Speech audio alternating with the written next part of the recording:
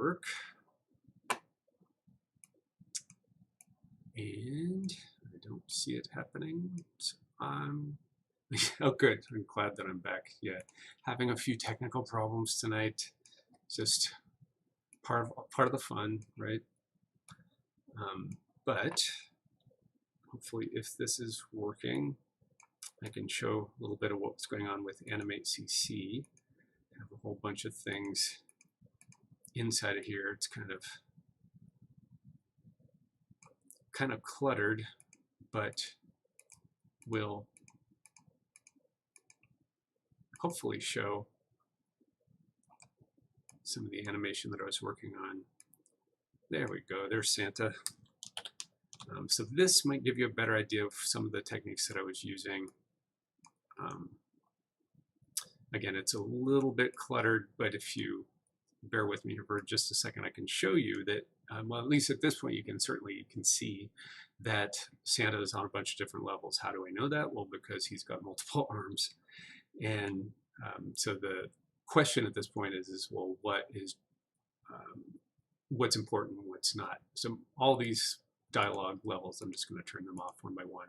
As I turn these off one by one, maybe you'll be able to see that eventually we'll get it down. There they go. There's his eyebrows. So those were something I probably can keep, or he's going to a little mutated. And then those are optional eyes. Here, I'll zoom in on this a little bit tighter, and you can at least see them coming on and off. But optional eyes. So if I want him to look one way or look the other way, I just have to animate it so that they're on, or animate it so that they're off. That's the easiest kind of limited animation, is when it's just on, off. But with something a little more complicated, I'll leave these on. That's kind of the base version of it. But with something a little more complicated, like the mouth, I have all sorts of mouth shapes available.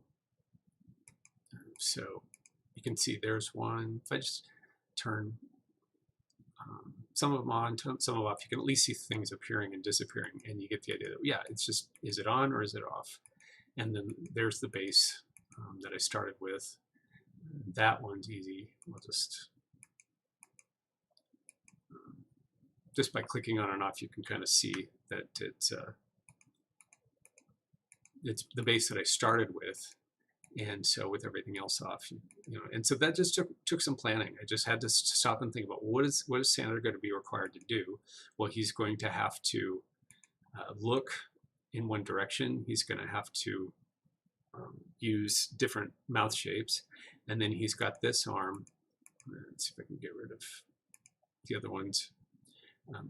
So each one of his arms does something specific. So there's one where he's looking up at his phone. And then here's an arm that was able to be rotated. Let's see if I can get that together. Right now, I don't think it is hooked up because it should be behind his body. So, and then basically, I don't want to get into this too much, but basically making his arm into a symbol. Or I think what I probably did with this is I just exported the arm by itself. So I just turned off everything, and except for the arm, and then exported that and brought it into After Effects, hooked up a small insertion point to it, and then was able to rotate it, which I can do that pretty fast here, I think. So just getting creative. What can I do on without having to spend too much time actually animating? Now, you might want to say at this point, you're just like, well, but it took twice as long to actually plan this out. But the question is, did it? Did it actually take a long time to plan it out, or was it actually faster than if I had gone in and I'd actually done the animation bit by bit? I am inclined to think that doing animation takes a long time no matter what you do, and that there is no getting around it. But there is a point where a little bit of planning ahead of time, and you can actually save yourself a lot of work on the other side of things. So this was a case of, I'm going to actually spend some time on this now, and so I'll save some time later, and that just take some thought. So okay, I've turned this into a symbol, and now I'm going to just move the insertion point, And by doing that, you'll see at least how I was able to get his arm to rock whenever you saw it in the video. So now this is I mean, I didn't do it this way in the scene, but you'll at least be able to see. So now his arm actually rotates from this point. And so I can animate just that happening and see that that is, going to save me a little bit of time down the line. So there we go with that.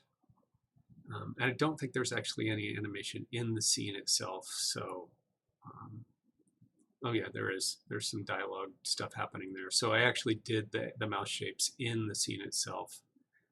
If I just scrub through it, you can see, turn back the base on, you can see that his mouth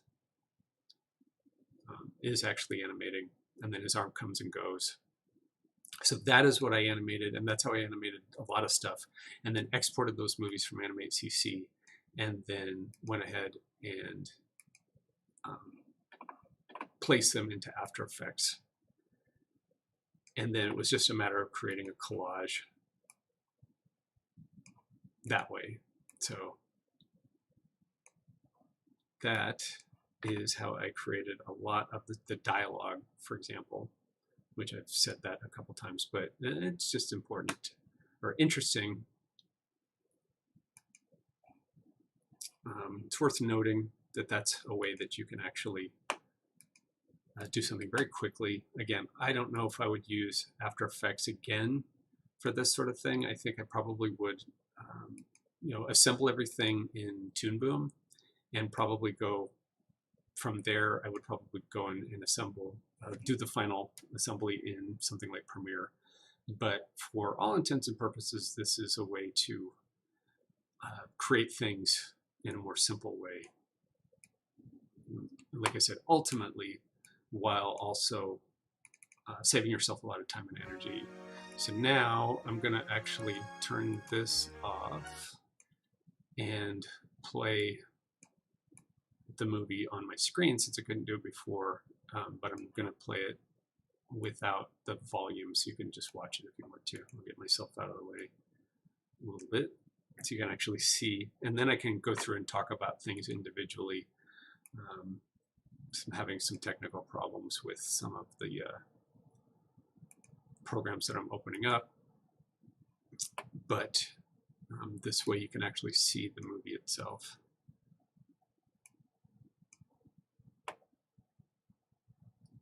And it's subtitled, so you can actually look at the actual subtitles themselves, and you can see it, even so I can't play it. So the question was, yes, sorry, I'm having a couple technical problems. Happy to answer some of these questions. So, and it wasn't looking too much at them. So, what was the reason for bringing everything into After Effects Premiere versus keeping it all in Adobe Animate and Toon Boom? So the point was, I can go into Animate CC and I can do something like what I don't know if that came up or not, but I can actually do something like the arm swinging, and where I actually hooked up a rotation point on the arm and then just animate it going A, B, A, B, A, B. That's all I needed it to do. It wasn't important that I do anything else. That part I could do so much quicker, more quickly, rather. There we go. I'll talk about that a little bit. I could do this much more quickly in Animate CC than I could do in Toon Boom, for example. Why would I go into Toon Boom and hook all that stuff up?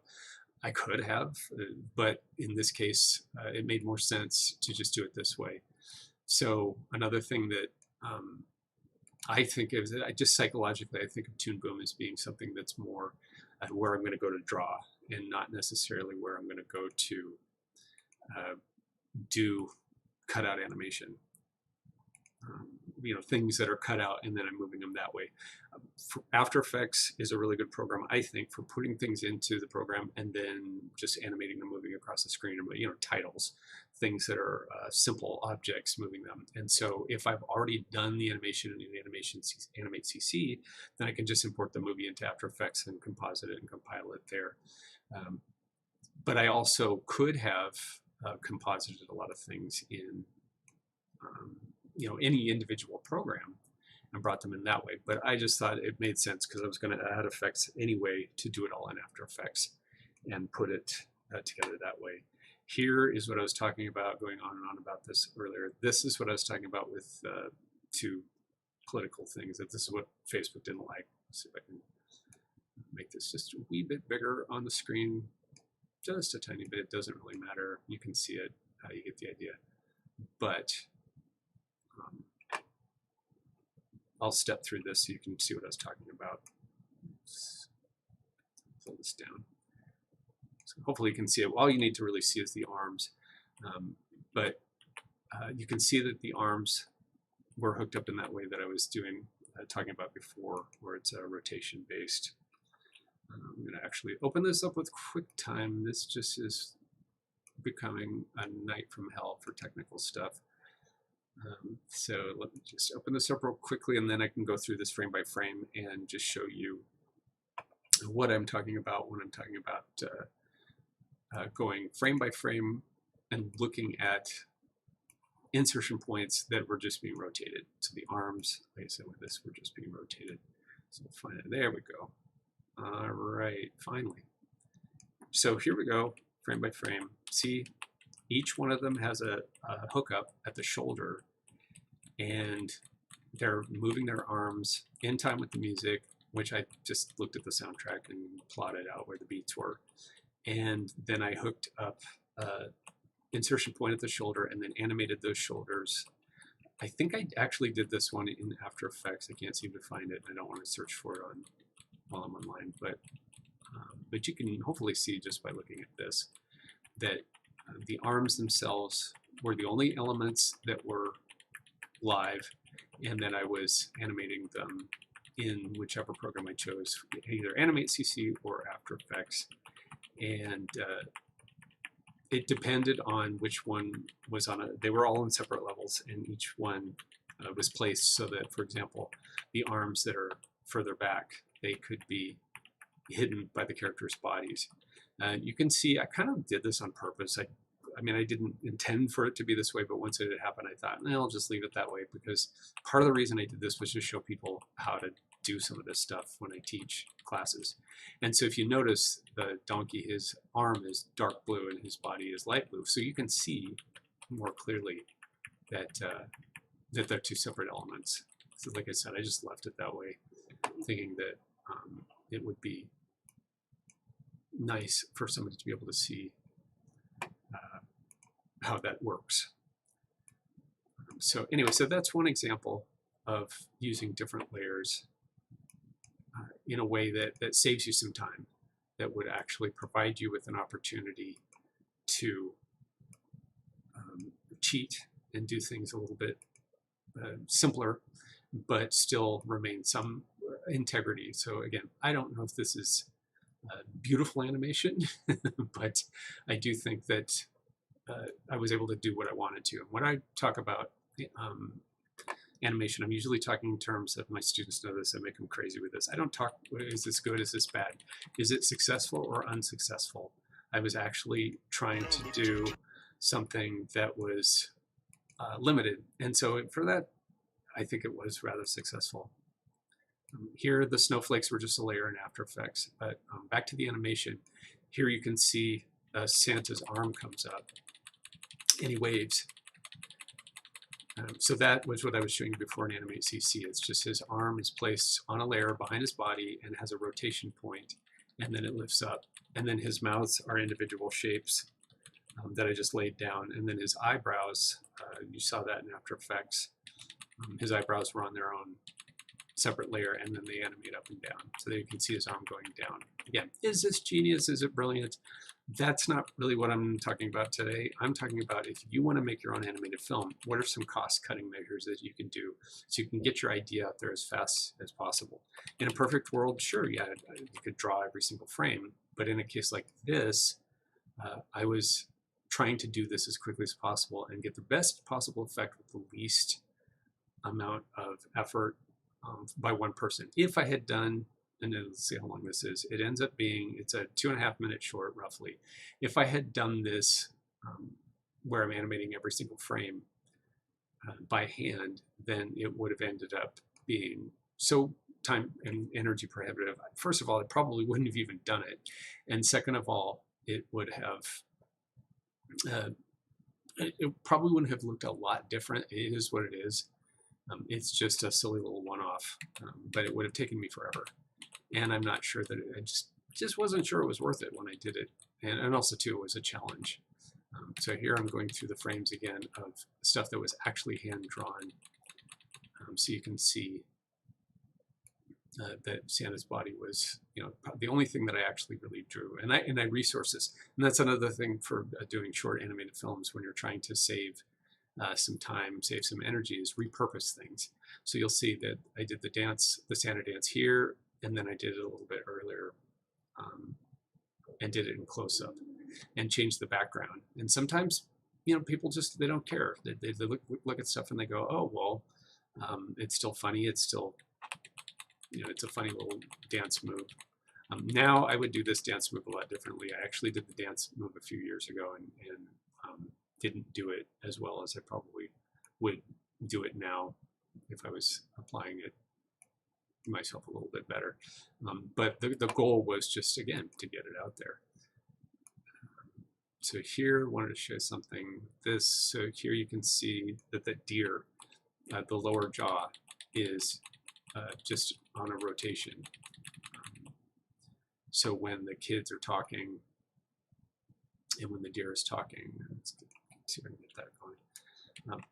The deer's jaw lowers and opens. It's just a separate little layer. It's just a separate piece that the character has on a separate layer that blends in with the base layer of the deer. It's the same color, so you don't see where the edges are. And then there's a rotation point stuck to the character's jaw. And then I just rotated the jaw from there. And that's how I got it to look like it was singing along with the kids. The kids, I wanted to articulate their mouths. That means I wanted to show all the mouth shapes because they had to sing specific words. And if they were just opening and shutting it, I didn't think it would look that good. So I wanted to make sure that that I articulated the kids' mouth shapes, but for the deer itself, it was not necessary to do all that. So that is how I was able to get the mouth shape on the deer to go. Now, if there's anything else in here that's worthy. So the Christmas balls, they were just another layer that I had dragging. I'll just let this play for a little bit again. And if there's any questions about any ways that I was able to do this, feel free to ask. And I'm having some technical problems tonight, so I'm missing some questions. But if you have any questions about how anything was done, these exploding stuff, this is just After Effects. It's a cheap trick. It's an easy thing to do. You can shoot out in After Effects. You can shoot out particles that are based on things that you actually designed yourself. So that's always fun to do, something like that. And a lot of stuff that you can look up on YouTube channels, and you can find things that are quick and easy, down and dirty little effects that you can put out there. But also, one of the things that I love about working at a place like CG Spectrum is we have a lot of people who do different things and have options for things that you could do, and say, hey, you know, I have a way of doing that really fast. You might want to try this out. I did this, I'll be honest, I did this before I was actually with CG Spectrum full-time as a mentor. So I would have loved to ask some of the mentors, how could I do some of these things? And again, I would definitely do it differently and do it better now. But again, the reason I'm showing this is to sort of show that it could be done. You know, I can do this whole animation short in a week. I have another one that I brought along today. If I can get this one to go. I have another cartoon. I'll just share this one this way since I'm having these technical problems. So years ago, and I mean years ago, so I don't know, 7, 8 years ago, I thought I want to do, again, I want to do something that showcases everything that Animate CC can do. I'll send you a link if you want to take a look at this in on your own, because there's music with this, and it's my music. I don't have any copyright strikes against me for this one, but I do. I don't actually want to play this right now. I don't want to play it out loud, so I'm just going to play it and let it run for a little bit, and then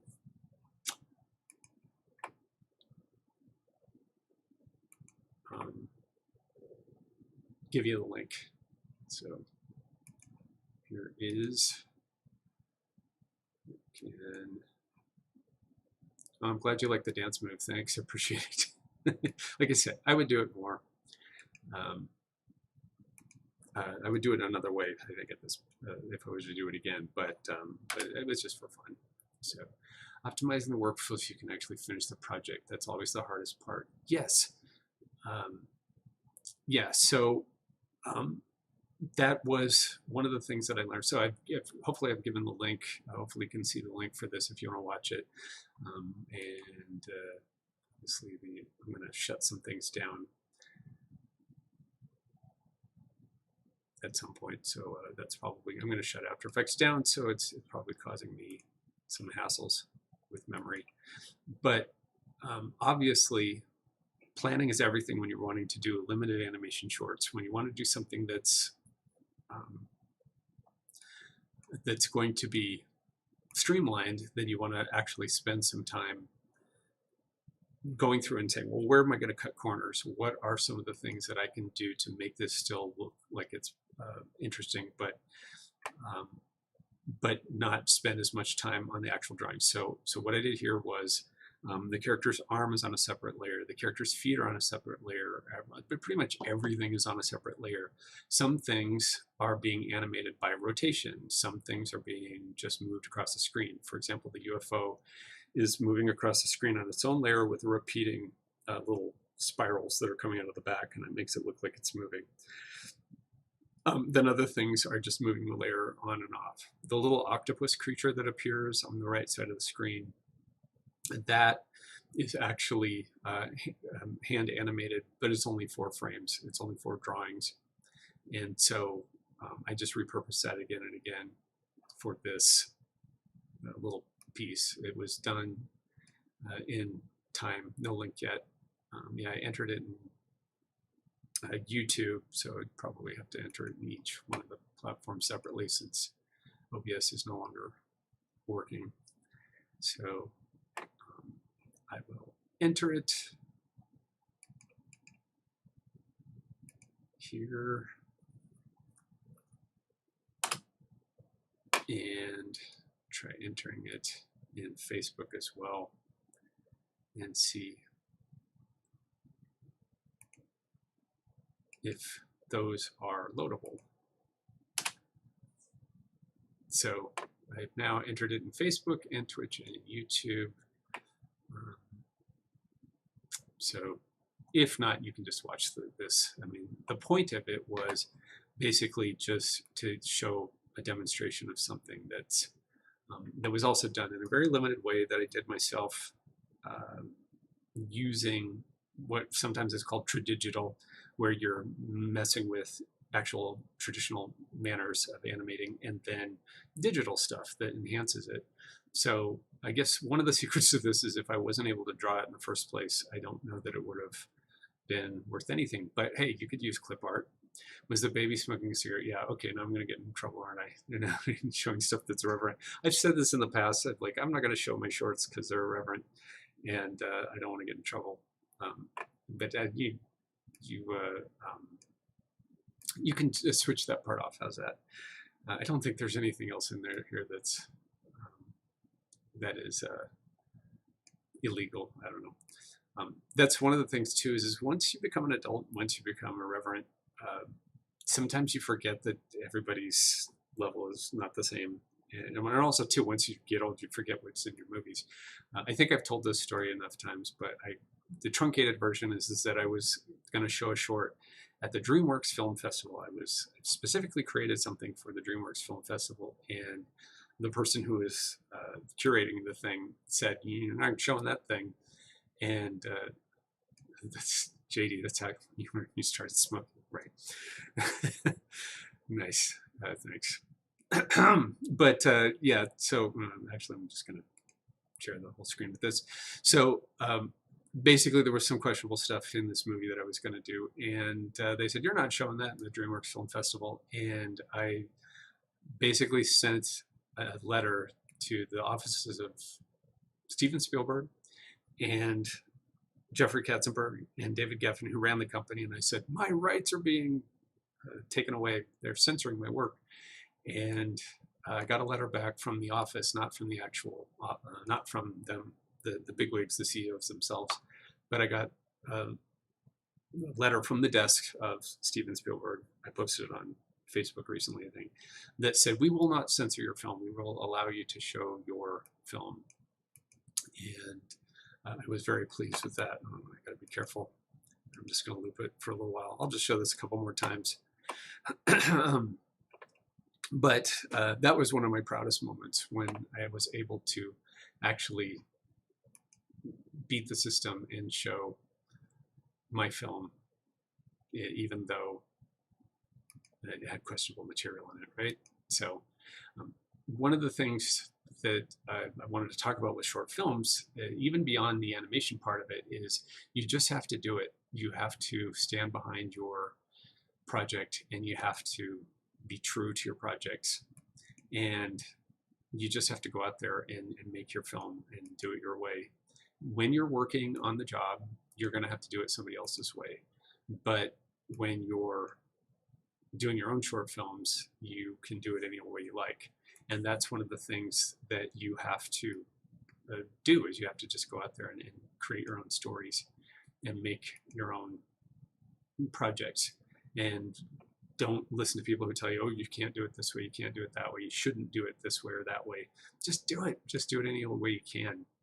And by doing that, you learn. And then once you're done with that, go on to the next one and do another one, and go and do another one, another after that. And I tell the story all the time, but Mike Mitchell, who was ended up directing live action films and animated films, one of the Shrek sequels, he got started by just shooting his own films. Well, same thing with animation. And that's one of the reasons my students will also hear me say a lot, that keep it short. Now, I didn't take my own advice. I actually have done 5-minute films on a regular basis, and I live to regret it many times, because two things. One, it takes a lot of work to do something that's 2, 3, 4, 5 minutes long. Two, the things, oh, here we go.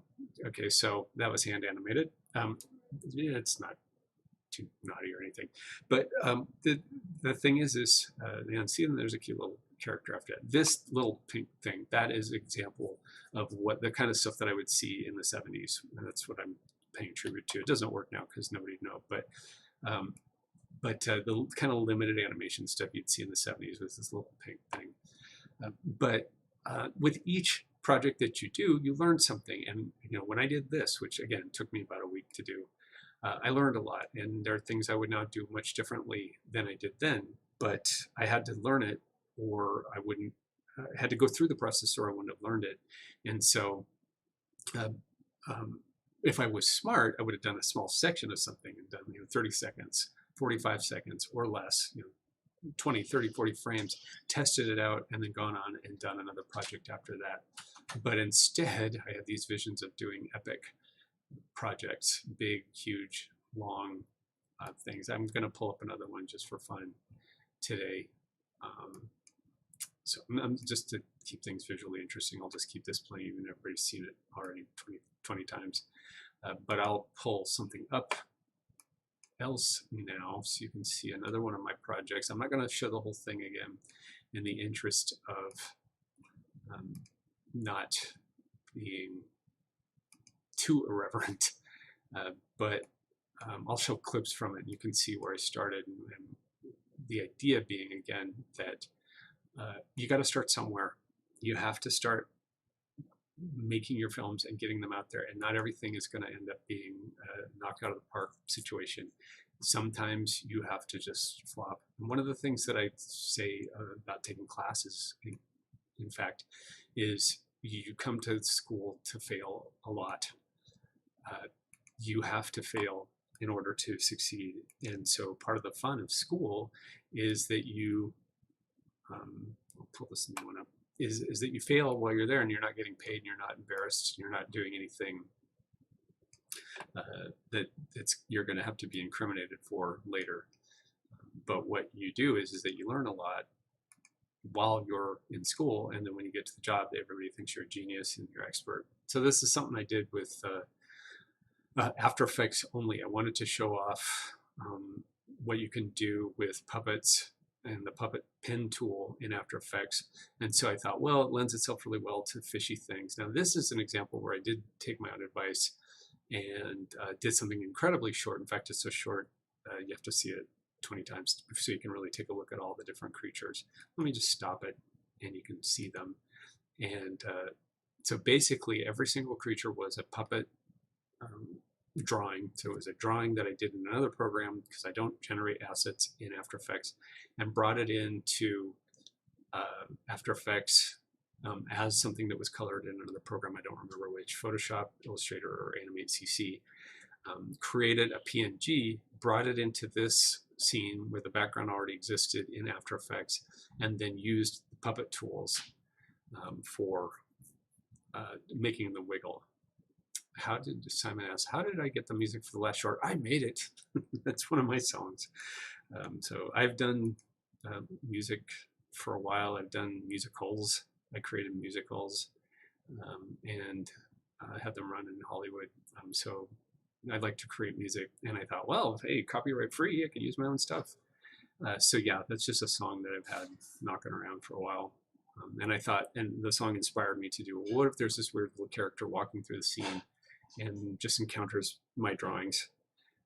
Because I have a specific style, at least I think it's specific, that is, people know me for, and I wanted to showcase it. And I've done all these sketchbooks. I'm not going to endorse them here, but I've done a bunch of sketchbooks, and it was a way of kind of endorsing my sketchbooks. They're all called anomalous. And so I made this little cartoon. That's what I made it for. But yeah, so it was my music. And I thought, well, it's got this fun bouncy beat. Would be funny to have a little character just kind of walking through a scene. And again, not doing it in a way that's animation savvy. Again, the point of tonight is talking about doing things on a budget, doing things quickly, getting it as fast as you possibly can, not necessarily doing something that's beautiful, not necessarily doing something that's going to win awards for its animation qualities. So I've got another one. So that was just a little project that I did. Well, here's another one, as long as I'm going on and on about these Animate CC kind of projects. This is another thing where it's rotation based. A lot of stuff that's popping on and off the screen and then is connected via rigs that are just hooked up at rotation joints. So you'll see the pumpkin's going to start dancing, and the way it dances is it's got separate connections for the knees and for the feet. And then the Frankenstein, here, I'll back this up a little bit. Actually, why don't we just slow it down? I'm not going to play the music, so we'll just slow it down, and so we can go through it at a more leisurely pace. It's about here that it starts to happen. So left to right, the ghost is on its own layer, and it just is moving as a unit. Frankenstein is split up. He's got a separate arm control that's on another layer, so he can rotate his arm up and down. The zombie is just one single element, but then it's hiding another element behind it. By the end of it, the bones are going to show, and then the bones are going to collapse. That's just different layers, shaped the same. Casper's got pretty, I know. I'm like Disney. I always have stuff like that in my scenes. I don't know why. In my animation. There you go. So the zombie's flesh basically rots away when he gets hit on the head by Frankenstein. That was all done. I cut the JPEG into pieces and each one of the pieces there like a puzzle, and then I animated them coming off. But that was just, up until then, he's just a still image, and then after that he pops into an image that's made out of puzzle pieces, and then I animated each of the pieces coming off, so you can see that again. But Frankenstein's arm is on a rotation, and then the skull was actually on another layer itself, so you'll see that in a minute. It's gonna fall. But yeah, the pumpkin, the head was one layer, the thighs were one layer, the lower legs were one layer, they were each separate layers, and then the feet, well, I actually think the shins and the feet were one layer. And each one of them had a specific rotation point. And so it was just a matter of animating that. And this, again, was all done in Animate CC. Everything was generated. Maybe I did the background in Photoshop, but these little effects, they're just an effect that gets bigger and smaller and rotates. If you stop it, you can see that it's just one effect that I just made it bigger and rotated it, and then that gives it the effect of boom, you know, it comes on and comes off. Yes, that is an official sound effect. Boom. Yeah, but hopefully you know what I mean. And so just a simple little effect, but can be sort of interesting when you play it at speed. And then the witches, they're just a layer. They're just one layer. They're just still image. They didn't have to do anything. Oh, back to the monsters. Each one of them was hidden, and then I turned the opacity up so that they appear in the windows. So there you go. It happens really fast. And again, it's something I think I got probably from watching a lot of Bakshi cartoons, Ralph Bakshi, a lot of 2D stuff from the 70s, where even as a kid, I could tell they were cutting corners, that they were doing things on the cheap. And so my goal was to see if I could emulate that somehow. Is there a way that I could do that sort of thing myself? And this is what I came up with, was, oh, well, you know, that makes sense. You can see it when you're watching. I'm trying to think of something anybody would know, because I'm so dang old, but you know, like Super Friends is something that a lot of kids my age watched. But even with Flintstones or things that, you know, Scooby-Doo, there's another one. The joke with Scooby-Doo was that they were always running down a hall, and the hall was just endless. Well, that's because they'd have a run cycle, which is like what I've got here with Mr. Pumpkinhead. And the background would just be moving, and then they would be running in place with a cycle, and then they would run out of background, and then they just start the background over again. And so it looked like this endless loop of the characters running and running and running forever. And as kids, even as a kid, I don't know how old I was, probably 6 or 7, I knew that there was something up, that it didn't look the same as it did with the Disney stuff. But you know what? I didn't care. I was actually still interested in Scooby-Doo, even though it didn't have the same quality of animation that, say, Pinocchio or something that I'd seen in the theater had. I still was interested in it. And so you can get away with a lot by doing some of these 2D animation techniques. But that's the main thing that I want to get across today. The main reason I tried to do something that was on doing your own short is cutting corners. You just sit down and you go, okay, this is what I'm up against. I want to do a 5-minute short, and I want to have it be choreographed to music. What are my options? Well, my options are, I can animate it by hand, every single frame, or I can go in and find ways to cut corners and cut things and do backgrounds that are reused or based on clip art that's free or something. And then when the character's talking, maybe I'll just have them move their mouths. Or when a character's moving, I'll have it on a single layer where the arm is rotating and not necessarily have to animate every single frame. And again, I'll talk about doing, what if I have a rig? What if I have an animation rig and I can actually make that? That's a little bit more like the mermaids thing that I showed. Then that's a whole nother set of tools itself. But knowing what you can and what you cannot do with your time, with your abilities, with your artistic abilities, and then with the technology, putting all that together and going, okay, well, it'll be good enough.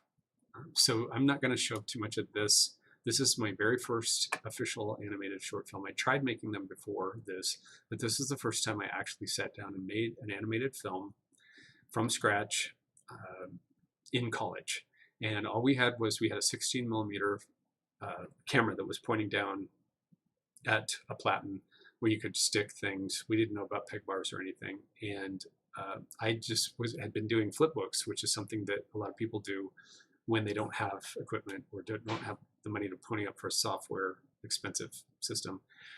You just do flip books. And I was doing flip books for years before I knew that there were even cameras that you could even animate that way. Well, in my motion graphics class, I thought, well, I keep doing these little flip books of like the bouncing ball and the bouncing ball with the tail or whatever. What if I combined a bunch of those flip books and made a short film out of that? And so I had done a comic strip with this character who has a really grouchy day and becomes the mad housewife and runs around with an axe, which is very Tex Avery. And without any knowledge whatsoever about animation, I just did it. And so again, I'm not going to show too much of this. If you have the link to what I gave you before, you could probably find this in my stuff. It's very old. The quality of it's not good. I don't want to talk about it too long for that reason alone. I just wanted to point out, you just get it. You just start doing something and make it happen. So here I've got two characters that are animating and talking and reacting. Oh, that's not playing at speed. It looks a little bit better if you play it at the right speed. Not much, but a little bit.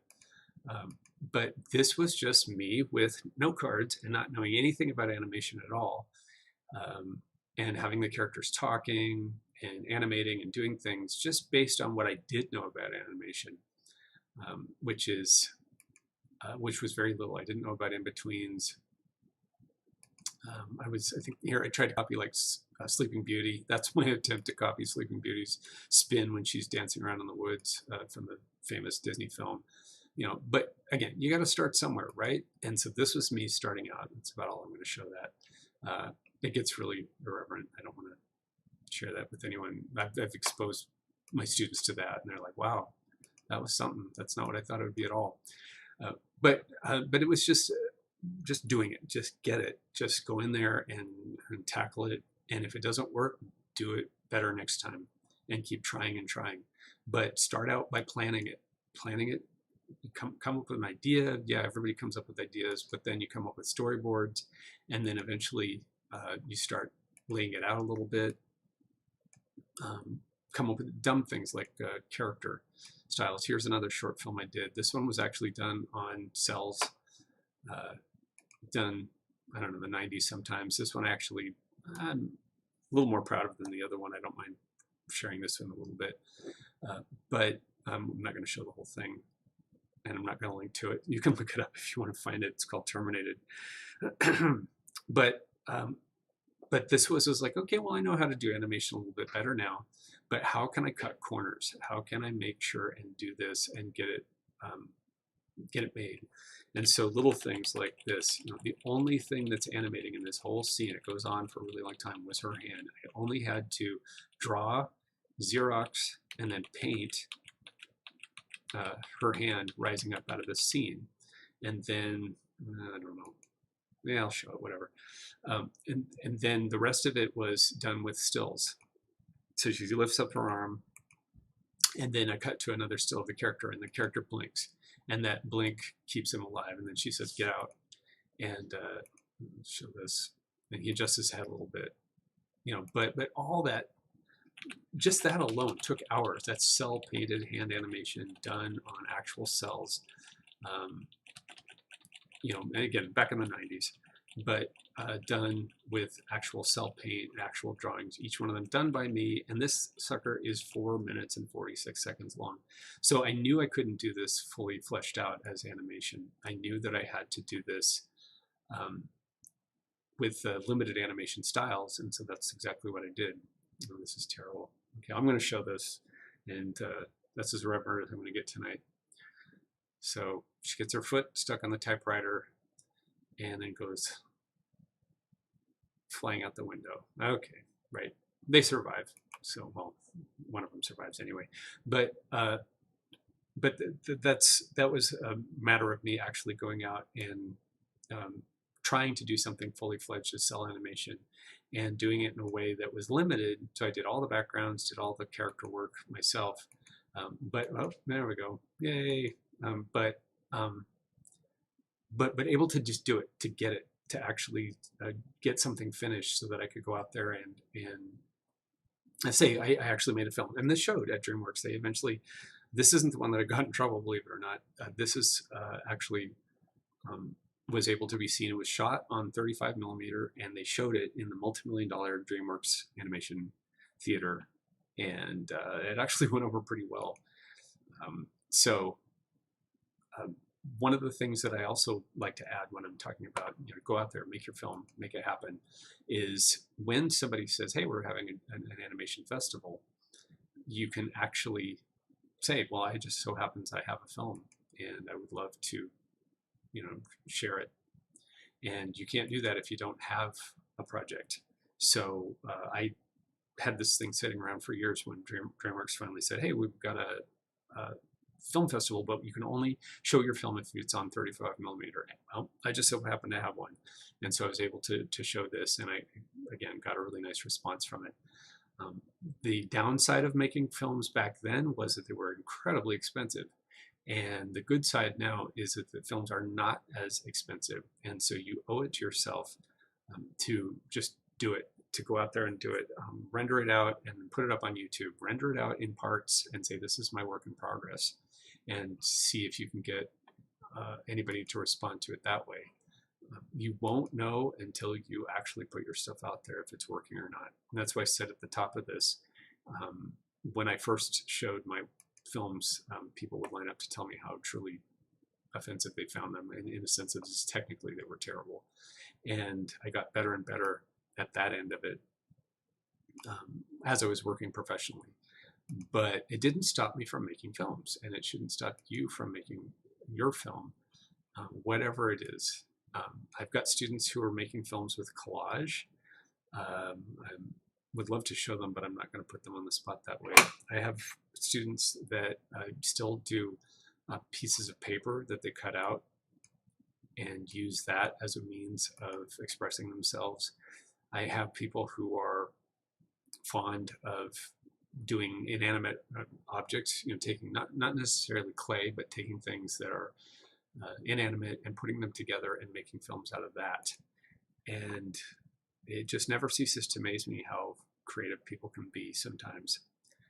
And so you owe it to yourself to just absolutely get in there and just do it.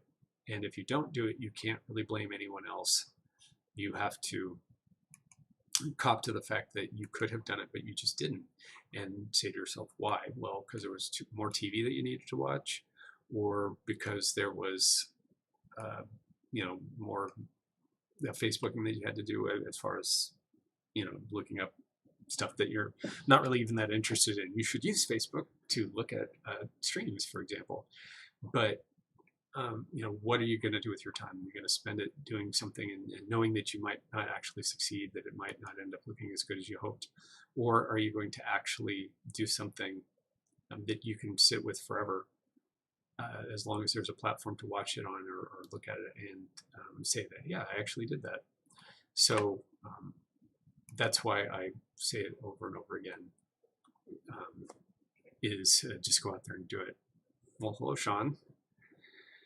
And thanks you guys for dealing with some of the technical stuff. I'm missing some messages tonight. I apologize for that. If I miss your message, it's not because I'm being rude. It's just because my interface is a little bit off tonight. I will fix that. As Bob is my witness, as they used to say on the Rugrats, I'll have this fixed for next time. But I was also trying to do some different things today because, there's the kid with the cigarette, whatever. I've already shown it 20 times now. You can see it again. But yeah, I was trying to show some different things today, which were like Animate CC and After Effects. Usually I talk about Tune, Boom, Harmony, and I'll probably be back to that next week. But I wanted to diverge a little bit and talk about limited animation and doing things on the cheap. and doing things in a limited way and doing it all yourself. Again, I did this whole piece, which is, what is it? 2 minutes and 22 seconds. I did it all by myself in the space of about a week. And I can link to this one if anybody wants to watch this one. I think this one's safe. I don't mind sharing it. So I'll go ahead and just pop it in to YouTube.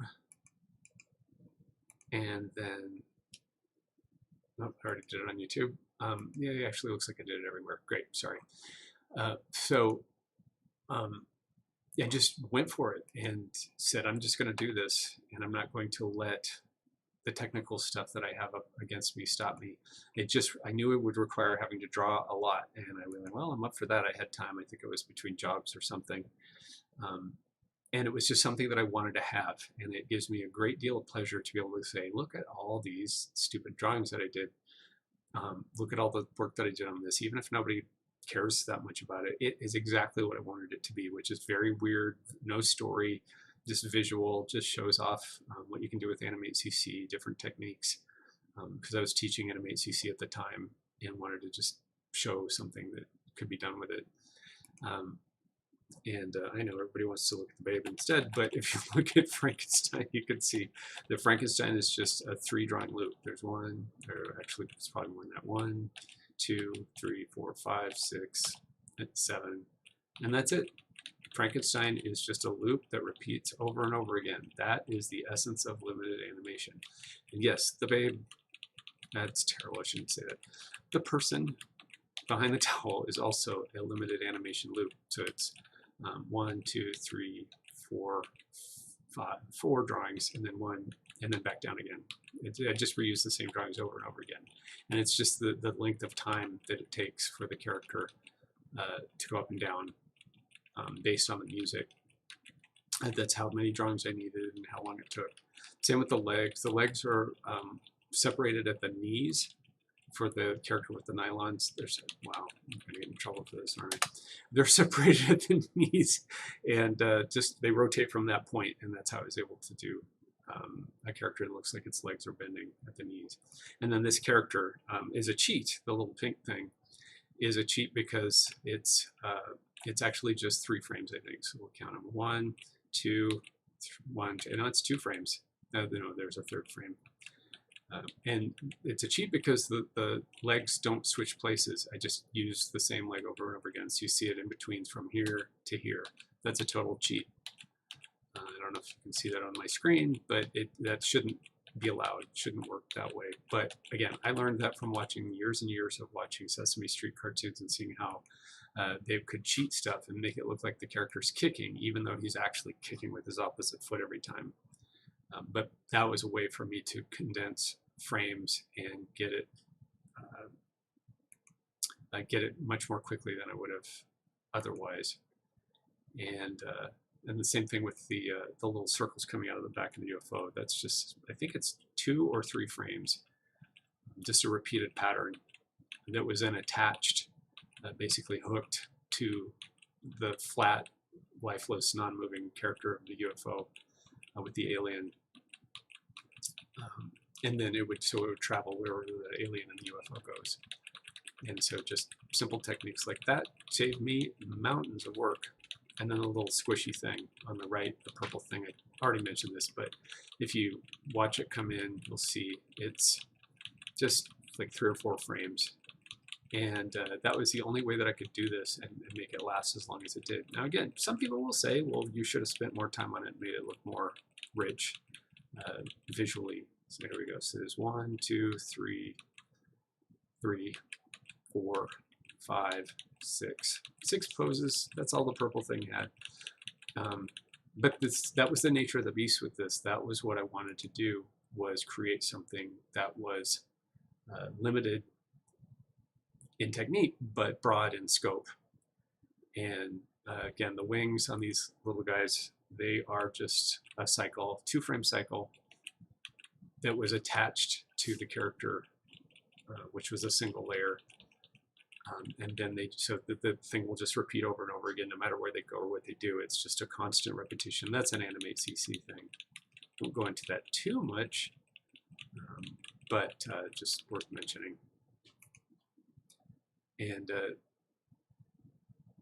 then the feet, by the way, the feet of the little character with the hat, they were actually separate elements that I just animated. I only had to do it once because it was in time with the music. And once I had that down, then I just had to be able to repeat it a few times. And then he stops. When he stops and turns, I actually hand drew the part where he stops and turns and takes a look at what's going on the screen. But everything else on him was just something that repeated over and over and over.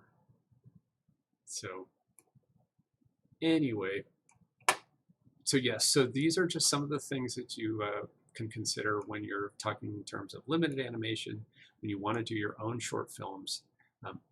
I know people who are doing short films right now who are actually still working on things that they started like 10 years ago. And, you know, I have the utmost respect for people that do that. I just can't justify doing that.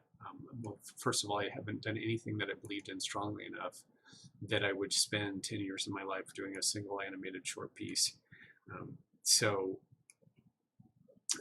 instead, I opted to do something like this, which was more limited. I'm just going to play this one again. But again, I would love to do something that was a lot more, a more serious animation study. But in the meantime, I've got all these short films that I've made that were not so much about the artistic integrity, but telling my story and getting it out there. And so this circles back to what I was saying at the very beginning, which is, why do you want to make a short film? What is the point of making a short film? Is it, and I even had somebody say to me one time, it's like, I just want to do it to do it. I said, well, then my hat is off to you. I think I have the utmost respect for people who are willing to go through a challenge like that for the purpose of having a short film. My feeling is that it's a lot of work and you're not always guaranteed of having an audience. Sean, you agree, huh? Yeah, it's not the easiest thing in the world. And then it's heartbreaking to me when I see people who display their films and people kind of do the same thing they do with a lot of live action films, you know, that have big budget effects and they have 450 million people on the credit list. And you look at it with your phone and you're just like, oh, really? Oh yeah, no, that was great. Anyway, what else you got? And especially when it's a longer film. And I've watched people sitting and watching longer films because I teach a story class.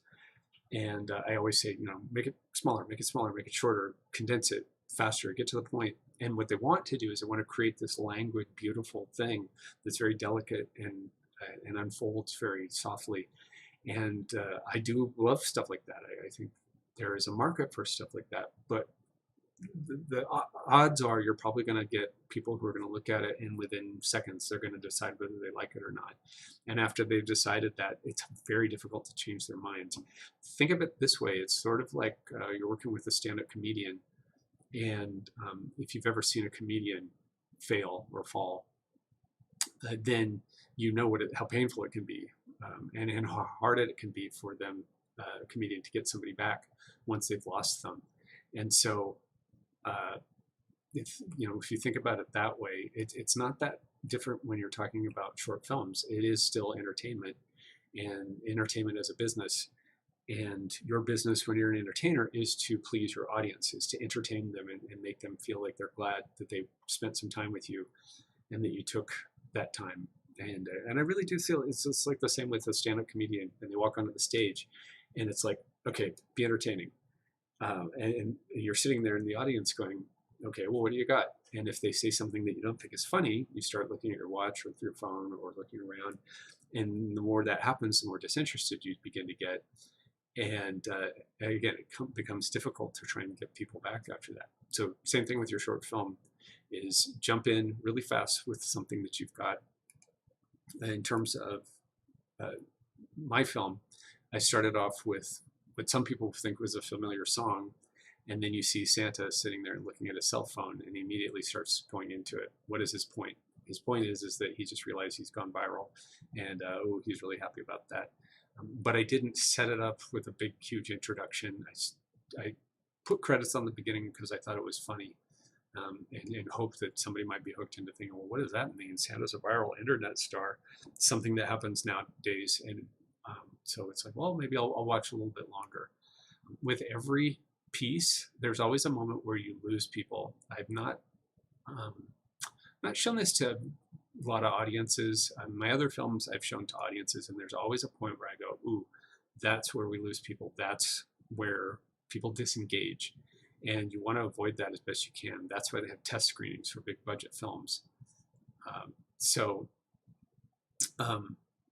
By screening it for people, by showing your film to other people, you can sometimes troubleshoot stuff, and you can figure out, well, where does this die?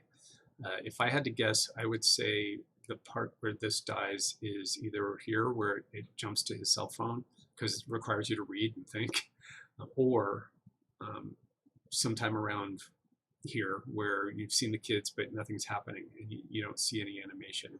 It picks up a little bit when you see the political thing, and then it dies down a little bit after that, because by about the 30-second point, people out there who are looking at stuff, if you look at the analytics, they're going, okay, well, I've seen what you got to offer. I think I get this one. I'm going to move on and look at pictures of cats rolling around on the floor, or chasing each other or something. And again, I don't think that that's a negative thing to say that. I think that it's a realistic thing to go, okay, so nobody out there is looking for your work of art, that you've labored over for hours and hours and hours. But there's always going to be somebody who's going to look at your stuff. And if what it is you're looking for is to become rich and famous or something, well, it's just going to be a matter of the right somebody. And the more you show stuff, the more likely it is that you're going to show it to somebody who actually has some pull and sway, and they might look at you and go, oh, I really like this, and I think we can make some money off of it. That is, to the best of my knowledge, what happened with some of the people I know who've gone viral, who've done short films, and then they've taken off, is somebody who had some sway looked at that and said, oh, I think I can make some money off of this somehow. Or alternatively, you have a portfolio of work, and you can show your work, and you can say, hey, I want my chance, and keep demanding it. And like I say, it's not original, other people have said it too, but if you're good with blackmail, once you get your blackmail opportunity, you can blackmail into somebody to giving you a chance. And when I say blackmail, I just mean if they're taking a risk on you, and you say, well, I can make it worth your while somehow. If you'll take a chance on me, I will make it worth your while and prove that I was worth the gamble. So I don't necessarily mean blackmail in the strictest sense of the word. But the hardest part is just understanding that people aren't necessarily out there waiting for you to come up with the best short ever, and going from there. But the other side of the token is as I've said several times tonight, is sometimes you just have to do things. And in the case of the shorts that I've shown today, you have to create. You feel like you have to express yourself. And with this, I really did do it just for fun. And I cheaped out on a lot of stuff, but I was very glad to have it, and I'm still glad to have it, and be able to, when people ask, say, oh, well, have you done anything that I might think is funny? And here you go. Here's something that I did that I thought was funny, and other people I've shown it to have said, oh, wow, yeah, no, that's cute. I get it. That works a lot better than saying, well, I have all these ideas, all these things that I'm working on, that I'm in progress, and that hopefully one day are going to constitute films that I can just hand to you and say, or hand you a link to and say, here you go. Which, again, by the way, there's nothing wrong with that. There's nothing wrong with having works in progress. The final word on the subject is simply, you have to finish something. Eventually, you have to finish something so that you can actually show it to people and say, this is something that I've created, and something that I felt strongly enough about to take all the way to conclusion. And even if it isn't the best thing in the world, which you've seen some of my work tonight that I'm not all that, I certainly wouldn't put it on my reel and say that that's something that I did, and I want you to hire me to do some more of that. it's more about, oh well, no, I just did this for fun, and that was the beginning and the end of it. But at least I did it. You know, at least I can say, well, I now have that. I can show that and say that that's something that is a part of my repertoire of things that I could do. One more thing I suppose I'll show, just in the interest of variety, is something that's not necessarily character animated. No, I'm not going to show that. But there are other things that you can do. You can do titles. You can do limited animation bits and pieces for things for GIFs, however you want to call it. Here is something that I did just as a knockoff that I used as an emblem. When I say knockoff, I mean it took me like a day. I didn't spend any more than a couple hours on this, and I think it's TV safe. But this was supposed to be an icon that would go in my emails and go into like whatever program I was using. If I was doing Twitter or something, and I would just stick this in the corner of anything that I sent, just as a way of saying Happy Halloween, of course. So this is, I think I repurposed some stuff from that Halloween video I showed you earlier, but the witch is actually drawn by hand, but it's only, I think, 3 or 4 frames. It was actually in between. And then the pumpkin itself is probably a puppet pinned. Gosh, I did this last year. I don't know when I did this. But you can see that the pumpkin squashes and stretches. Well, that's because it's the puppet pin tool in After Effects. So I just drew it, and then I put pins on it, into it, and just move the pins around, and that gives it the illusion that the character is bouncing on his feet. And then, but the witch character, each one of those is actually a single drawing that I drew, probably in Toon Boom, and cleaned up, and then in between, and placed in front of a background in After Effects, probably, to composite it. I'm pretty sure that's how I finished this thing up. May have finished it up in Animate CC. I don't know. I would have, but pretty sure that it was composited in After Effects, because I mean that's what After Effects is there for, right? So again, this is an example of something like I did this because I wanted to just do something, just quickly get something out there and do it, and say I did it, and then move on. This is not something I'd use as an example of, oh, this is fantastic animation. Again, in other streams I've talked about doing full animation and doing more classical style animation, and I will probably go back to that next week and talk about that some more. But today I wanted to show examples of cutting corners and doing things on a limited budget and limited time frame, and as much as anything doing it for the purpose of learning and seeing what you're capable of doing, and thinking, well, do I need to dress up my drawing skills? Do I need to go back and start doing some more life drawing? Do I need to brush up on my technical stuff? It's like, oh, it's been a while since I've done Animate CC or After Effects or even Toon Boom.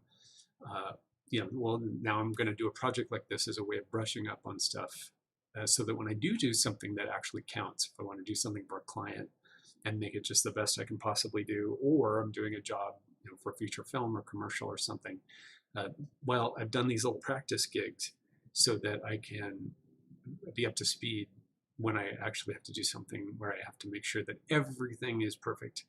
So for example, on this would be a warm-up. Then I would put in next tones and highlights on the characters. I would probably clean up the pumpkin guy so he's not so sloppy looking. I would add a lot more in-betweens to the witch, and I would vary up her timing. I'd give them shadows, give them highlights. The camera would move, the other characters would move. So that's, this was a warm-up to do something else, which I haven't finished yet, haven't thought about finishing. Because again, I just did this for a little sig that I would put in emails and things. But my point in bringing it up is to say that, doing things like this, doing little short projects where you're not worried about it being perfect, that is elemental to going on and actually doing your real short film. And then once you've done a bunch of these, you could consider maybe doing a Kickstarter or enlisting your friends and family to help pay for whatever you need to get your project done. Usually I'm finding nowadays in the digital age, the the thing that costs money is enlisting friends. Trying to get your friends to help you for free is not only not all that successful because everybody wants to do their own thing, but you're not going to get the best work out of people either. Offering something in return, paying them, offering them meals, offering to help them with their project, suddenly you start to get a little bit more help and a little bit more interest in your project. But even then, it's never going to be their project. It's always going to be your project, and no one's ever going to believe in it as much as you do, and you end up having to do a lot of stuff yourself. And when you make your own short films, think about it. You're the producer, you're the director, you're the layout person, the animator, the background artist, the person who composites it, you light it, you're the color theorist. You've obviously had to do your own storyboards. You've had to do your own timing for the soundtrack to find out, how do I get this thing to sync up properly? In other words, you have to wear a heck of a lot of hats when you're making your own short films, and nobody is going to care as much as you do about the project in the end, if it's your project. If it's a collaboration between friends, that's another thing. That's another story. But when it's you at the captain of the wheel, you have to be the one who makes sure that everything is running smoothly and looks exactly the way you wanted it to. And that's both a blessing and it's a curse. And so I don't know if any of this stuff sounds familiar to Sean, if you're still in the house, Sean 247. But anybody who's made a short film will tell you that that's what it ends up being. And it's the same with my shows that I did, where I was wearing all the hats, for at least for the last two shows I did, not the first one. And as a result, the first one was a lot more smooth and was a lot more fun for me because I got to sit back and just let it go and got to watch it. Ended up watching a lot. But when I was doing everything myself, I had to be on every single minute while the show was going. And much like this evening, there were times when the technical stuff just wasn't working. And you just have to limp on, as they say. And so something to think about when you decide you want to do a short. So my recommendation is that you start in terms of doing short pieces, doing short things, and maybe you do short pieces that are all kind of connected, and then maybe someday you put all those together, and as a result of that, you end up with a short film if you have a long-term vision. Or you set out initially with an idea and you put the idea together, but you say, but I'm just going to work on this one section of it. I have that happen a lot in story class, and then people who go into demo reels, they will take a section of their short that they put together and just work on that and use that as a piece that they could then turn into a, what do they call it, sizzle reel, where you're actually going to show pieces. Well, thank you. I'm glad that you like the witch. It's finally I've showed something that's not going to get into trouble. I don't know who's going to get me into trouble, but somebody somewhere is going to tell me, yeah, maybe you don't want to show the baby with the cigarette, or maybe you don't want to show the people bouncing around or at the end of your other cartoon or whatever. I try very hard now to be irreverent but safe, but it doesn't come easily to me. That's something. Anyway, so I'm glad you like the witch. I'll just leave it up for a while because that's all I got for today. Yeah, I mean that is my reference is the DC Justice League stuff. That's one of them. Who was it? Bruce Timm. I mean, I could draw the Bruce Timm style if my life depended on it, but I certainly liked it. And the old stuff from the 70s. But when you did your short films for competition every day nonstop, just get up and start doing it over and over. I'm glad that you were happy. But that is what it comes down to, and that is what being a director is all about, is you just have to go, and you're responsible for the whole production. Think about it. When's the last time you went to see a movie and people were talking about it later and saying they didn't like it, and they blamed anybody but the director? I was starting to think all of a sudden, I was like, well, when there was Cats and they did blame the effects, a lot of us were upset about that. No, they blamed the director for that one, and that it's a big responsibility to take on. And anybody who knows about directing knows that the director doesn't do everything. In fact, a lot of times the director is just for hire, and and they don't end up doing a lot of the creative choices. They just come in and make sure everything's running smoothly. But JD used to produce and direct music videos, so I stopped shooting live action films because I just realized I do not like being on set. Cats Like the New One. Yes, Cats Like the New One. They were blaming the effects people for that travesty, and you know, that's anybody who's worked in effects knows that you're work for hire. You do what they tell you to do. In fact, I have no doubt that they specifically told them to make it look that way in many ways, and um, and then they got what they requested. And many times, as an effects character animator, I was uh, going against the grain of what I thought was probably the best choice. But hey, you know, it's not my movie; it's theirs, and so that's why you make your own short film. You want to be responsible for everything, and you have to bear the responsibility for that if it doesn't go awry. Yes, to Aaron, sometimes the director doesn't know what they want. It can be their fault. Yeah, what director doesn't come in prepared and doesn't come in knowing exactly what they want? And you have different degrees of power when you're a director. You don't necessarily get to make all the choices because you got a lot of producers standing over your shoulder who want to put their thumbprint on the project. But I find it odd because the cats on technical level looks accurate, but Uncanny Valley, yeah. So, yeah, so I think that the effects people did the best that they possibly could with cats, but I think that they probably had a directive that they wanted it to look that you know that they had a lot of look dev before that film started, and they came up with that style. And truth be told, Cats probably would have worked a lot better if it was just an animated film, either 2D or CG. I don't know that it ever would have made a good film because it's got a lot of things that are just theater based. The reason it was successful, yeah, the people have talked about that. I'm not going to talk about Cats, but some things just shouldn't be made into films in the first place, and that probably was one of them.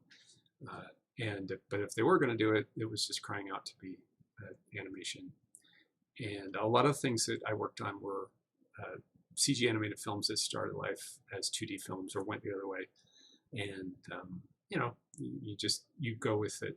You go with what where the river's taking you. You don't have the power or the opportunity to change intrinsic things like that. But when you make your own short films, you can.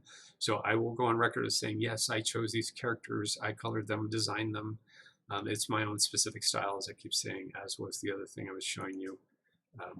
Those are my characters in my specific style, and I take full responsibility for them. And that's one of the fun things about doing your own short, and one of the things that I loved about doing shorts. But as I was starting to say, I found I couldn't stand shooting things that were live action. It makes me crazy.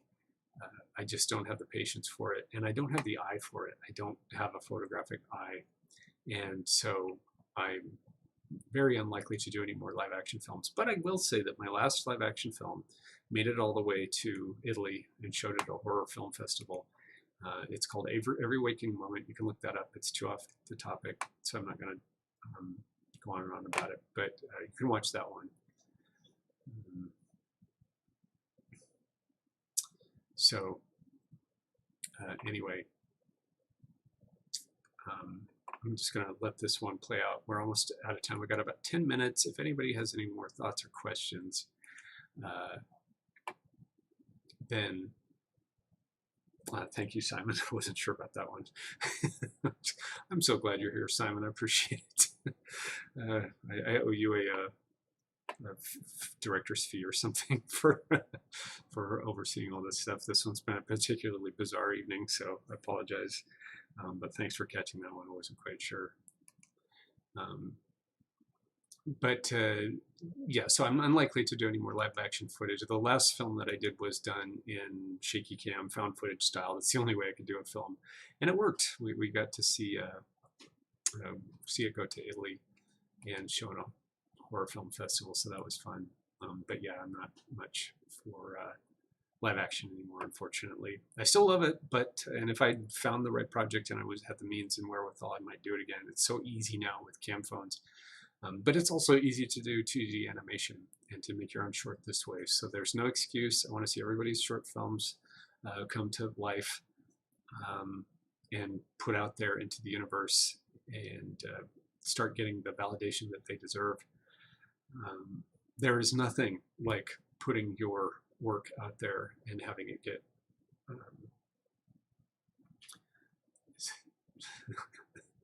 Every Waking Moment. Is that the name? Yeah, it's the name of a short film. And you can, if you got this link, which I put into all the different browsers, then you have the link to my stuff.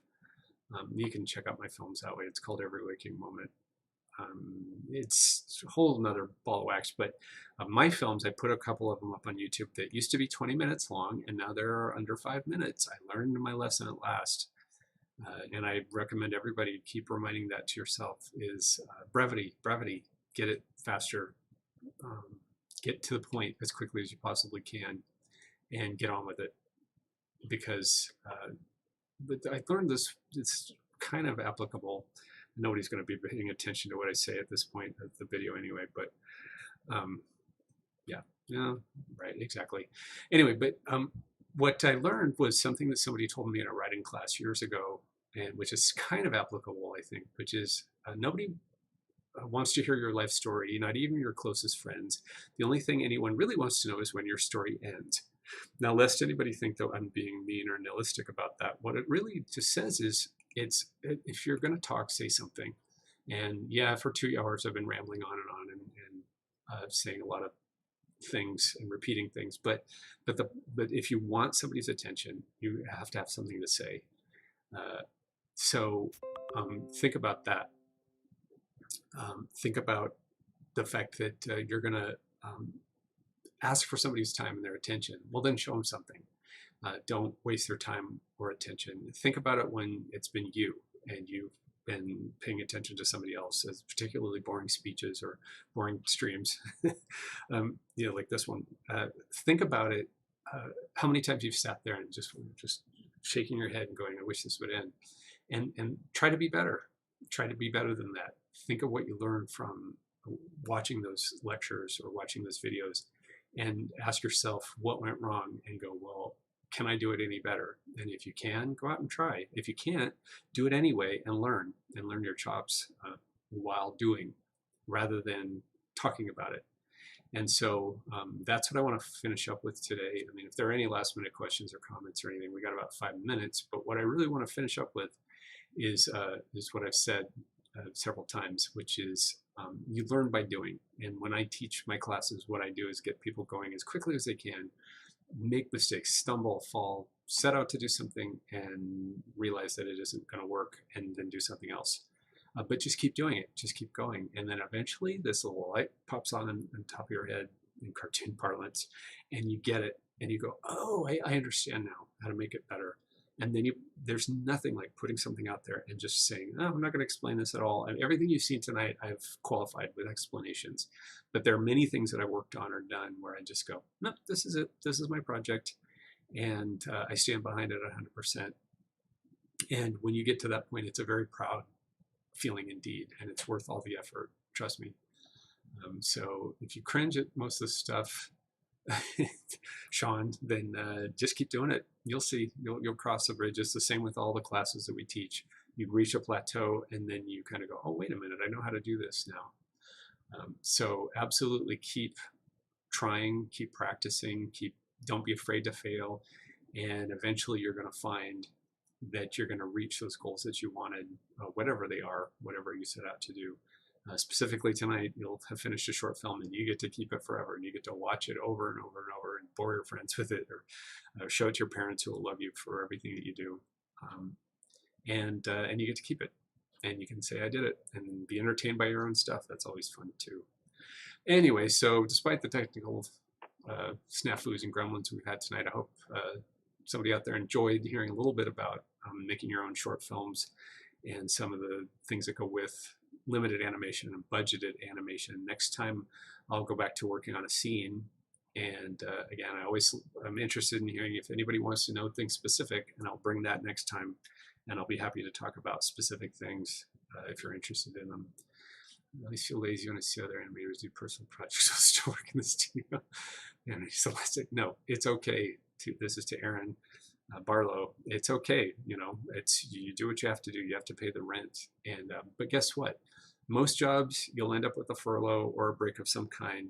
Every now and then, on a weekend, it's okay to spend an hour or two making a project. And don't look at it as you have to get a whole 5-minute film done. That's what I've been saying tonight a few times.